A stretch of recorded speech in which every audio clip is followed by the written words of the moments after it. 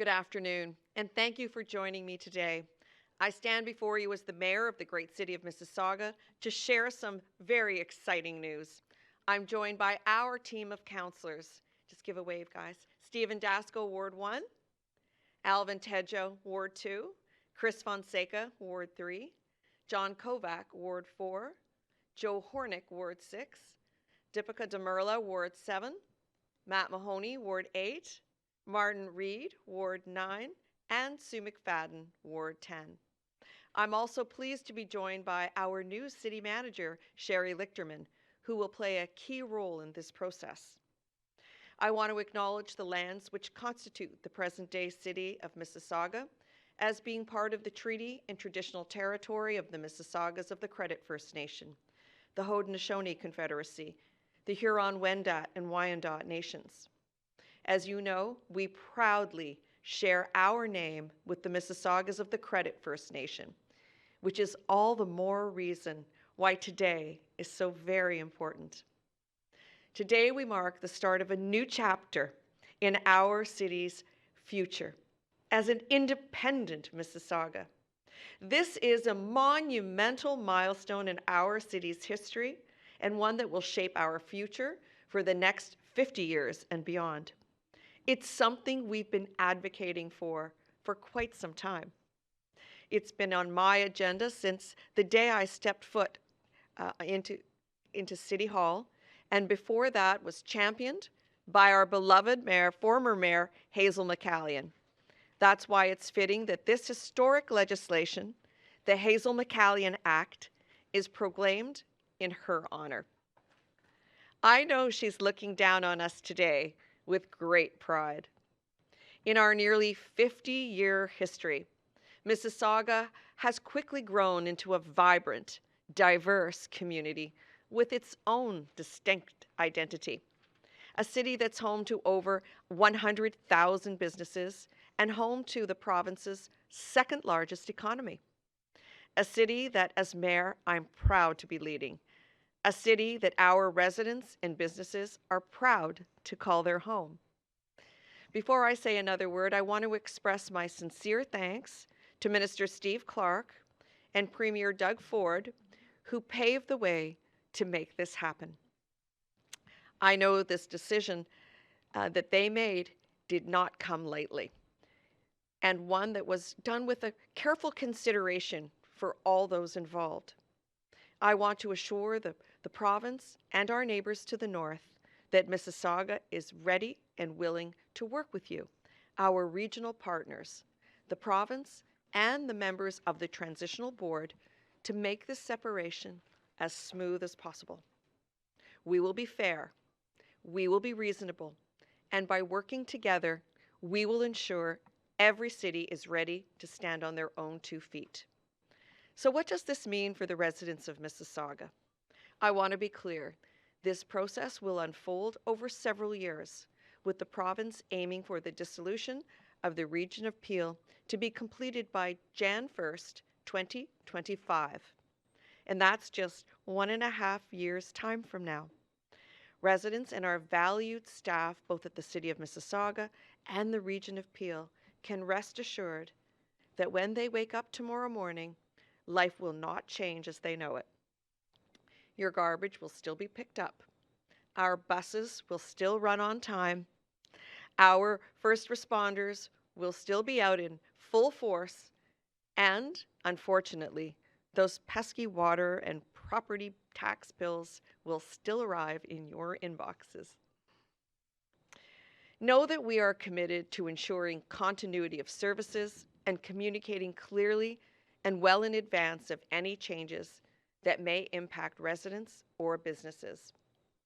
As a resident, you may be wondering why this change is happening and why we feel it's necessary. As we approach our 50th anniversary next year, there are so many reasons why an independent Mississauga makes sense and how it will allow us as a municipal government to better serve you, our taxpayers. First and foremost, it will reduce confusion and the frustration this creates for residents when it comes to who does what. It will be clear that it's the City of Mississauga that both plows your streets and picks up your garbage.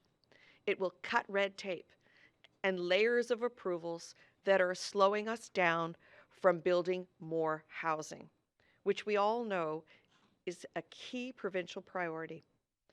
When Ernst & Young studied this back in 2019, they found that Mississauga taxpayers had been overpaying to support services in Brampton and Caledon to the tune of $84 million a year, primarily to pave and repair roads and support police services. Meaning over time, this will save taxpayers money. We projected that an independent Mississauga will save taxpayers $1 billion, yes, $1 billion over the next decade. In Mississauga, we've already saved taxpayers $3.5 million this year and $77 million in the past 12 years while maintaining our AAA credit rating for 19 years in a row. And I'm confident we will continue to build on that strong record in the years to come. Independence will allow your hard-earned tax dollars to be exclusively invested here in the City of Mississauga to support programs and services you benefit from, and not flow outside our borders to support the growth of our neighbors to the north. As a standalone city, we will have more control over our financial resources, allowing us to allocate funds more efficiently and effectively to meet the growing demands of our city. By removing a second level of government, we will be able to right-size our governance structure, making us more nimble and responsive to the unique needs of the residents of Mississauga and the challenges our city faces, such as building more homes. As we embark on this process of separating from the Peel region, negotiations will begin, I'm quite sure quite soon, and of course, a solution will have to be found for dividing and sharing certain services and infrastructure. It is my belief that our frontline services, including Peel paramedics and Peel police, should stay intact and move to a pay-for-service model to ensure that every city is paying their fair share. I speak on behalf of my council when I say that we will be engaging in fair, transparent, and fact-based negotiations. I want to be clear. Over the past 50 years, since the region was created, Mississauga has paid 60% of its cost, and at times, actually for about 40 years, as high as 70% of the cost, while only getting 50% of the vote. And while all of our cities, Mississauga, Brampton, and Caledon, have contributed financially to help build water and sewage treatment plants, police and paramedic stations, and Region of Peel buildings, based on the simple math I noted just moments ago, Mississauga has contributed more than our fair share for decades. While the Peel Police Headquarters may be based in Mississauga and the paramedic headquarters in Brampton, these buildings aren't owned by any one city. They are owned by us all. While Mississauga was in its explosive stage of growth back in the 80s and 90s, our roads, sewer and water infrastructure, schools, fire stations, and transit was paid for by development charges, not taxpayer dollars. So any assertions that Brampton paid for Mississauga's growth and that we owe them anything upon dissolution couldn't be further from the truth. Brampton's population has more than doubled in the past 20 years, and in the last few years, they've been noted as one of the fastest growing cities in all of Canada. So much like Mississauga, they've already experienced great growth and all the servicing and infrastructure that goes along with it. At almost 700,000 people, Brampton should be more than ready to stand on its own 2 feet.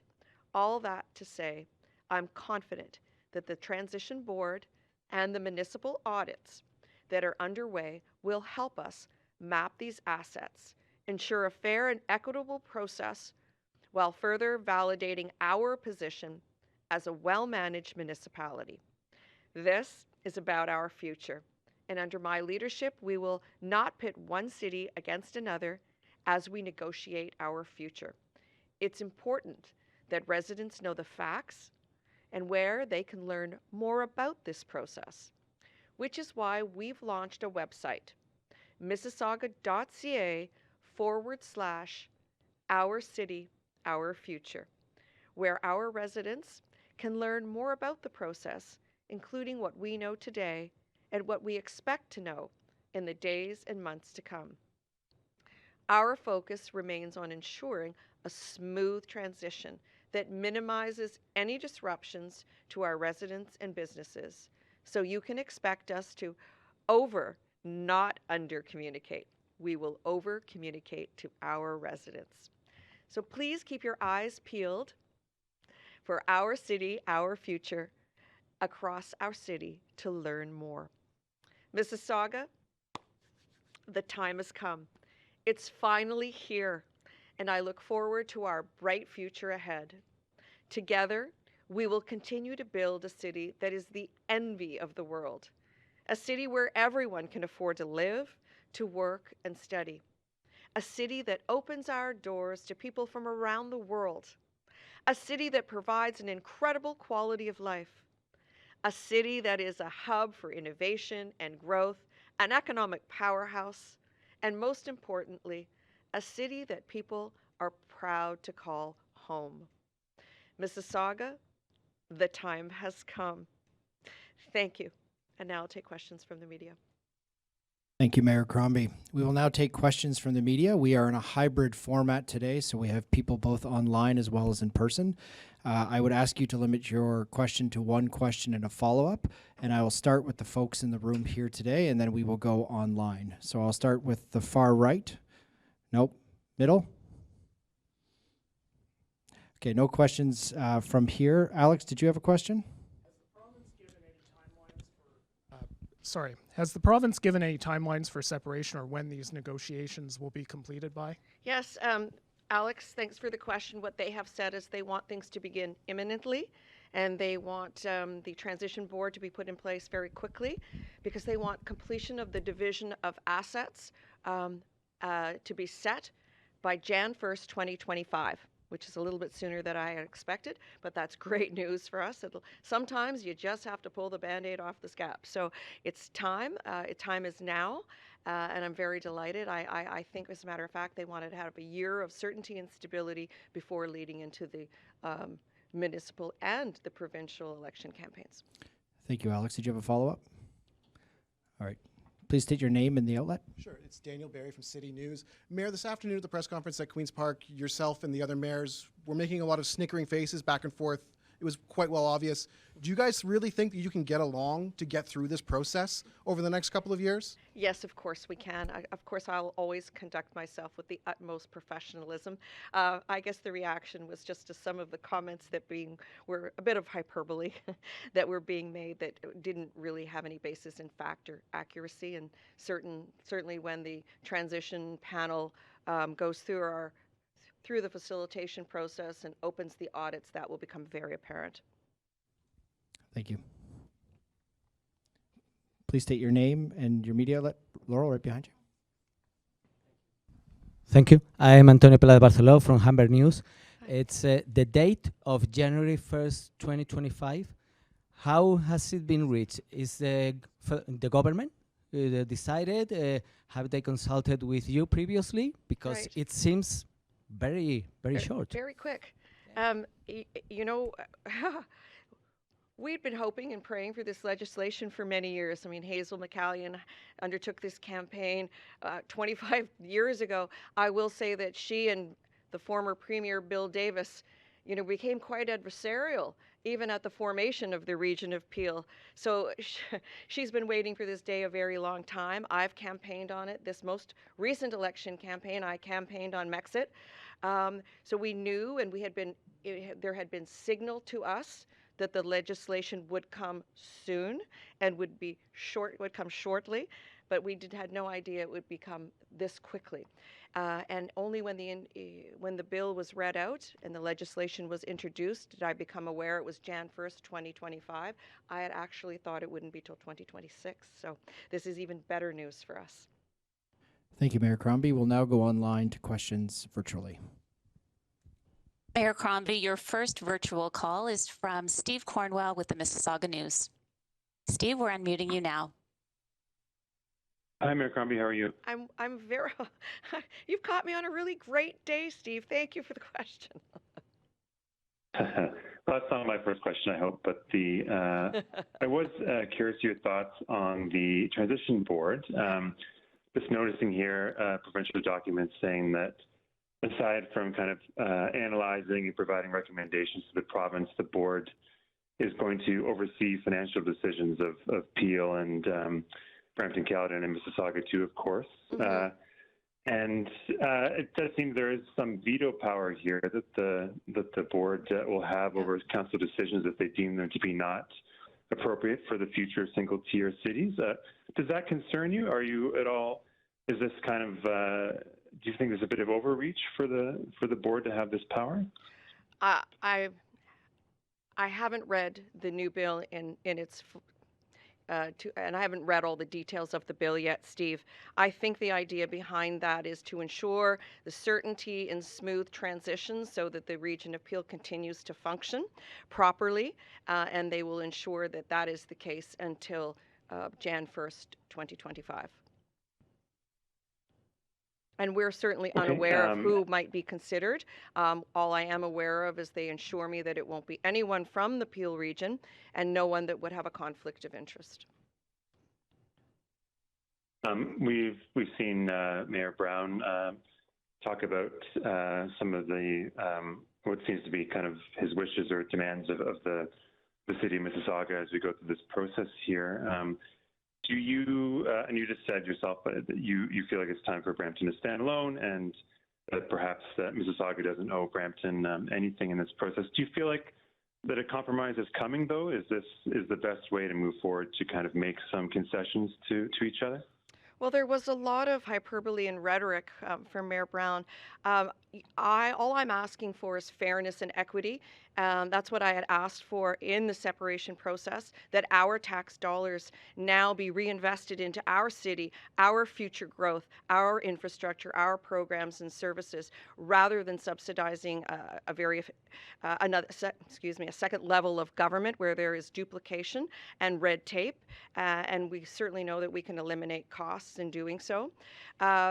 So my wish going forward is that we all stand on our own 2 feet. We recognize that, yes, Mississauga is where the waste and wastewater plant was built because, of course, it's on the lake, and that the waste disposal is in Brampton. The Peel Police headquarters is in Mississauga, but the brand new paramedic station head office is in Brampton. So I know that through the audits process, which I encourage Mayor Brown to accept the terms of reference and open his books as we have with the auditors. Let's get that underway so this process can start and have a very smooth transition and a disentanglement of and separation of the assets. Mayor Crombie, your next question comes from Declan Finnegan with Mississauga. Declan, we're unmuting you now. Hi, Mayor Crombie, and hi to councillors as well. Good morning, or good afternoon, Declan. Thank you for joining us. Yeah, you're welcome. Yeah, you're used to doing the morning press conferences here, I know, but you've talked once again about mentioning the $1 billion in savings over 10 years. Yep. And that an independent Mississauga, there will be less confusion, who does what type of thing. But I'm trying to get maybe more specifically, what will this mean for Mississauga residents? Will it lower their taxes? Will potholes on their streets get filled in quicker? Will people who haven't been getting windrow clearing services, will they have access to that? How will the Mississauga residents' lives be better because of this? Thank you. Mississauga's lives will continue to improve each and every year. We won't have windrow clearing next year, Declan, but thank you for that. It's a very, very expensive proposition. I think there will be a smoothless transition, and people will now recognize that when they get their waste picked up, it may even be delivered by an independent third-party utility entity, so that it is run by an outside board, and there's a user-paid service, just like wastewater could be. Things will be much more streamlined. The $1 billion is from the Ernst & Young report. I know that Mayor Brown is quick to quote the Deloitte report. Let me remind you that the Deloitte report was commissioned to justify the existence of the status quo and of the region of Peel, so the premises were quite different. And we disagreed with that report vehemently, and as a result, the 3 municipalities came together and commissioned the Ernst & Young report, and it looked at 3 scenarios very objectively. What would happen if the city, if the region remained the status quo under the region of Peel? What would happen if we amalgamated? And thirdly, what would happen in a dissolution scenario? And certainly in a dissolution scenario, Mississauga taxpayers would be further ahead by $1 billion after 1 decade. I recognize there could be some initial transition costs as we split apart. However, in the long run, we are much further ahead. And I know that Brampton as well can stand on their own 2 feet. There are many single-tier cities like Barrie and Belleville and Brantford and London and Kingston and Windsor that all do it. So I'm sure he'll be able to as well. I will share with you that today we transfer $84 million to the City of Brampton for their regional roads, for their planning, and for their policing needs. And this is all while they have frozen their property taxes in 4 of the past 5 years. So here we as a team increase taxes responsibly to meet our commitments and provide the level of programs and services that our residents count on. In Brampton, they freeze taxes, and because they are expecting that big transfer payment. So that is something that will change. So it may impact them to a greater degree than it will us. And with respect to some of the servicing, like paramedic services and Peel Police, those services should remain intact, in my view. It's the payment model that must change. Right now, Peel Regional Police is funded under an assessment model, and because we have a higher population, more businesses, over 100,000 businesses, of course our revenues are higher, and we pay more to fund Peel Regional Police. So by definition, we are paying for the policing needs of Brampton. And that will have to change. We could move to an OPP model, so it's a user pay system based on the services you receive. So there will be some changes, but I hope they're behind the scenes, behind the curtain, and that the changes are seamless to the residents, other than I hope in the long term there's evidence that this was beneficial on their tax bill. Declan, did you have a follow-up? Yes, please. Thank you. Is there any scenario under which Mississauga's independence, becoming independent from Peel, not backfires, but turns out not as well as anticipated? Well, I can't think of one, Declan. I think this is great news for us. I think it was a mistake from the get-go. The region was created to fund the growth of Brampton and Caledon, and it's long time has passed to cut that umbilical cord and ensure that all, well, at least Brampton, Mississauga, stand on our own 2 feet and are masters of our own destiny and our own decision-making. Imagine having to pass all your decisions at your council and then to have to go to a different level of government and debate them and get approval from a different municipality a second time. And when we process applications for new housing, yet again, it's the region of Peel that has to make numerous comments on all of the issues that our own staff have already commented on. So there's so much duplication, so much red tape. Just by eliminating all that, there will be significant cost savings. Mayor Crombie, your next question comes from Shahaili Sayani with Y Media.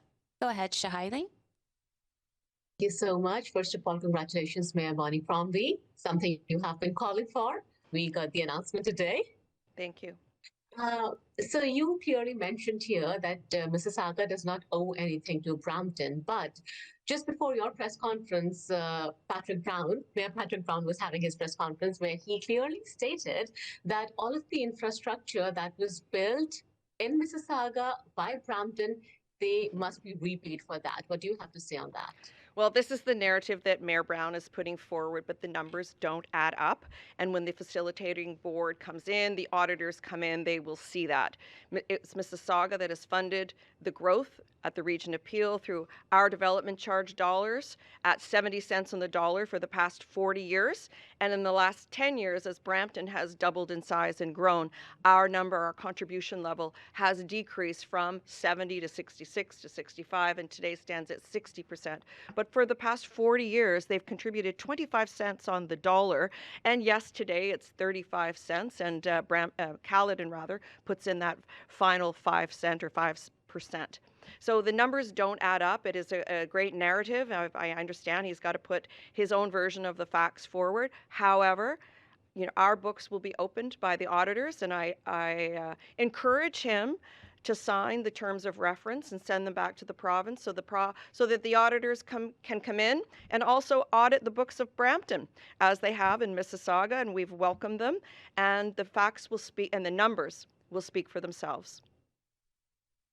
Shahili, did you have a follow-up? Yes, please. So Mayor Bonnie Crombie, you just said that the police, regional police, and the paramedic service must remain intact. Are you saying that for the period of transition, or even when, after 2025, when the cities are independent? No, I believe that they should remain intact going forward. There's some scale at Peel Regional Police I wouldn't want to disrupt. It is just the funding model that has to change. We can continue to share that service. It is run by an outside board now. It's just the funding model that has to transition from assessment-based to service-based or user-based, both with paramedic services and Peel Regional Police. That should be a very simple transition, and nothing should change other than the funding model. Thank you so much. Thank you. It's much like the OPP model. Please take a look at that. Mayor Crombie, your next question comes from Ahmed El-Buyami with News Beyond. Ahmed, go ahead.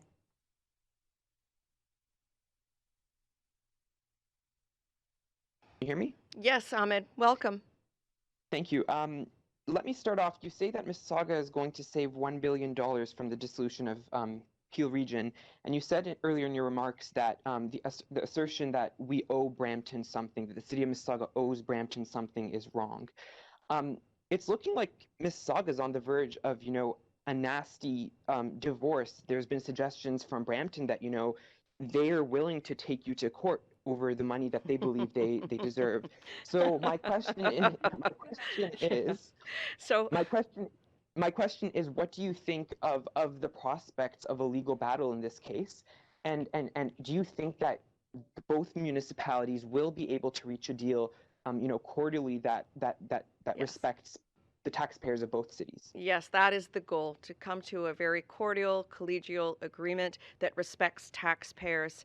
I think that the transition board and the auditors will do what is right and what is fair. I have only asked for fairness and equity.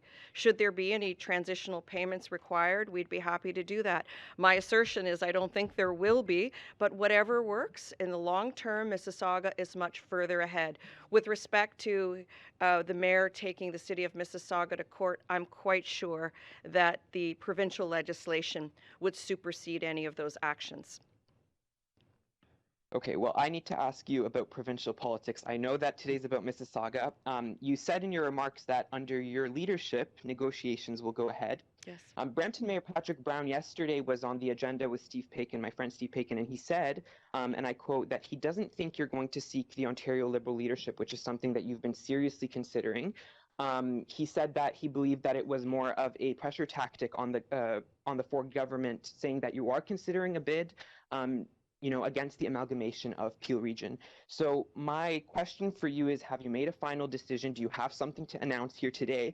And what's your response to people who say that what's your response to people who say that the government acted so quickly on splitting up the region, or giving Mississauga its independence out of fear of your provincial leadership ambitions? So I think Mayor Brown says a lot of things, and some of them are even accurate.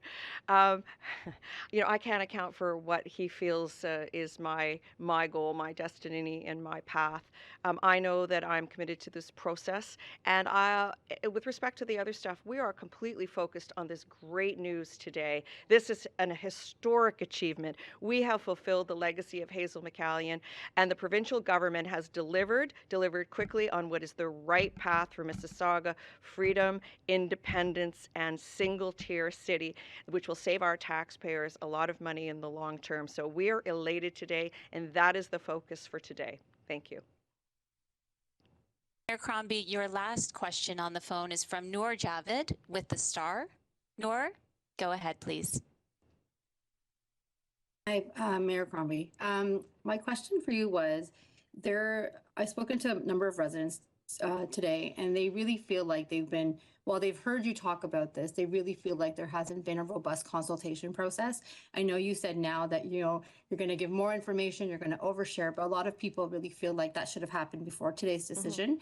And they're upset, actually, by the fact that, businesses weren't consulted. You made such an effort to get information out about Bill 23, yet you didn't really do it in this case. So what do you say to people that feel like this was not really a Mississauga decision, but a Bonnie Crombie decision? Oh, goodness. This was a Hazel McCallion decision way before Bonnie Crombie, and this great council that we have, that we passed motions in favor of this many, many times. The people have been consulted. We've done polling. We have talked to our residents at local town hall levels.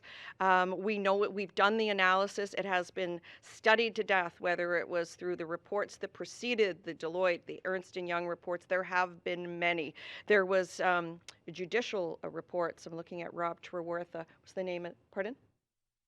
The Adams report that studied it back in the early 2000s. Yes.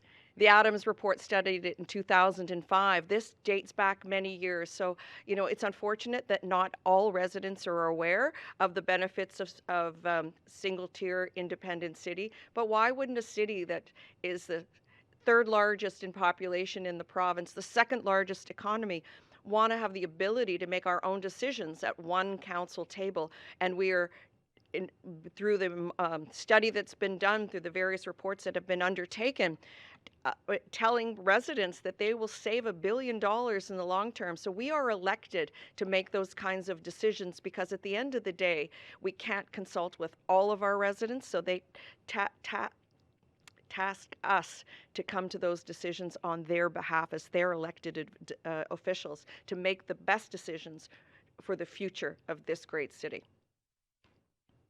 Just a quick follow-up was, at a time when we see housing affordability, inflation is so high, people in your community are lined up at food banks, is this really the right time to be taking this huge decision, which will have implications? Yeah, certainly. People can't even afford food on the table. Oh, and Noor, you do make a very good point that use of the food banks has increased, and it has everywhere. We are suffering from the same affordability issues as municipalities are right across Canada.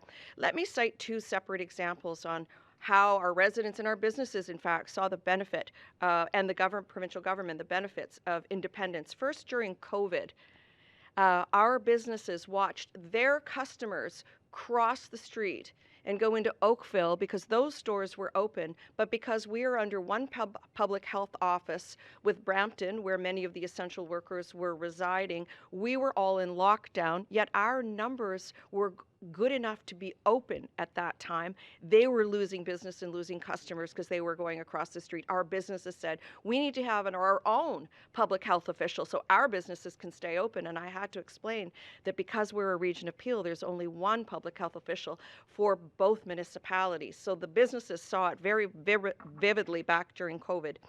The other example is the housing crisis, which you allude to as well. It became very clear that with our goal of building 120,000 new homes in the city of Mississauga, that we can process permits faster and more nimbly without having to get approval and get commentary from another level of government. We can get those permits out faster and build more homes more expeditiously. So I think that was one of the key reasons the provincial government undertook this exercise to separate the region of Peel, was they knew that it would be faster, we would cut red tape, cut the duplication, save money, and get more permits out so that we could build more housing. Thank you very much, Mayor Crombie. That concludes today's press conference. Mayor Crombie and some councillors will be available for one-on-one interviews. Thank you all for coming.